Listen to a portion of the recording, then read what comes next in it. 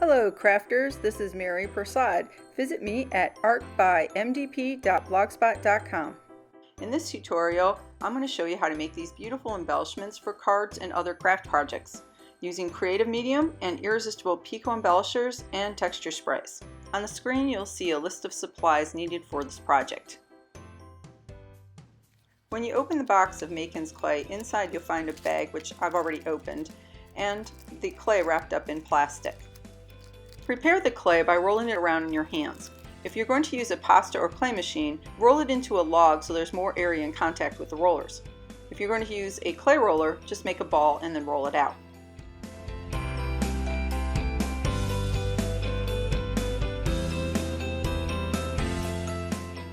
You'll want to roll it to about 1/16 to 1/8 of an inch. Then you're going to set that aside to dry for about 24 hours. To keep the clay fresh, I put it back in its bag and then store it in an airtight container with a damp paper towel. Here are a few pieces I made earlier. These are completely cured. Notice how flexible both the clay and the mediums are.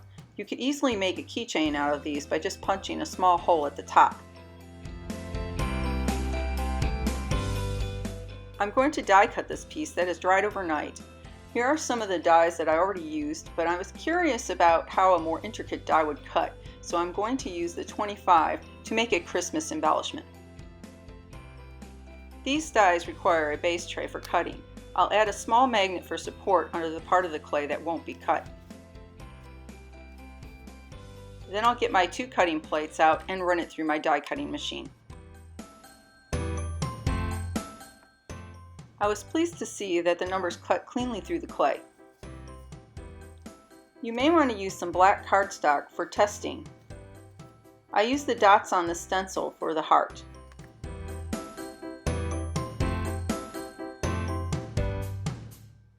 I used a butterfly stencil for my butterfly, which I'll show you later in the tutorial. Now back to the 25. I'm using some silver irresistible texture spray to decorate these. First you'll want to shake up the container and do a little bit of a spray off to test it.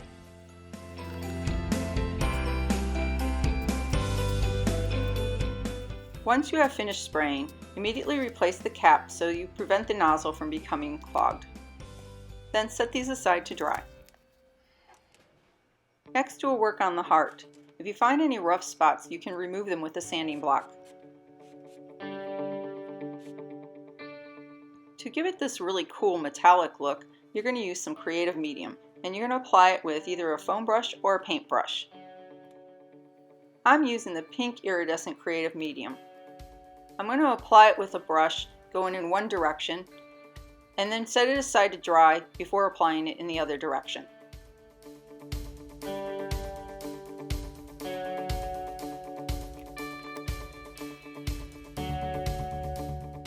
Now I'll show you how I use the butterfly stencil to decorate this butterfly. First I'm going to tape it down with some painter's tape.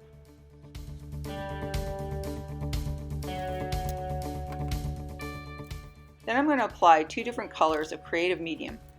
Here I'm using iridescent turquoise and iridescent purple. When applying the paste with the palette knife, be sure to go in a couple different directions to fill in all the gaps. First use one paste, clean off the palette knife, and then use the other paste and kind of mix it in between so that you get a little bit of a blend. Once you have finished, peel off the tape and very carefully remove the stencil. Be sure to clean your tools immediately after use. Also remove any extra paste from the edges of your project before the paste dries. Here I'm applying a second coat of iridescent pink to the heart in the other direction and then setting it aside to dry. Now I'm going to add a gradient of color with some StazOn ink over the top of the irresistible texture spray I applied earlier. I'm using blazing red for the first color and an ink blusher to apply the color.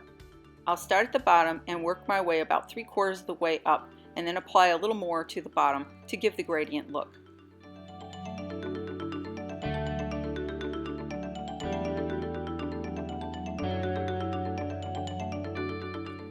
For the number 5, I'm going to use the Cactus Green Stays On ink and apply it in the same way.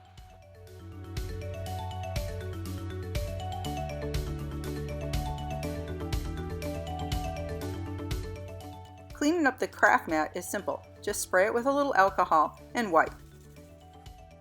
For the dots on the heart, I'm going to use some Creative Medium in metallic silver and mix it with some Blazing Red Stays On ink.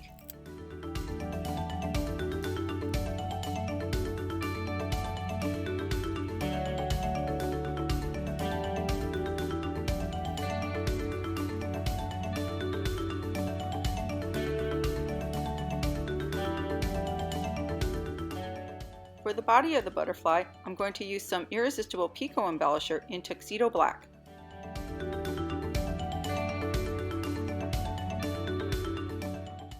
To decorate the wings of my other butterfly, I'm going to use Irresistible Pico Embellisher in Wedding Dress. If you would like to give your embellishments a little more protection, you may add a layer of original Creative Medium as a top coat, or use Irresistible Pico Embellisher in Shimmer for some sparkle and shine. You may apply it directly from the bottle or use a brush.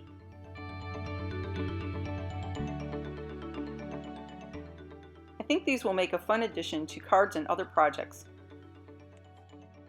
Here's a final look at my embellishments. For more information and more projects, please visit me at artbymdp.blogspot.com.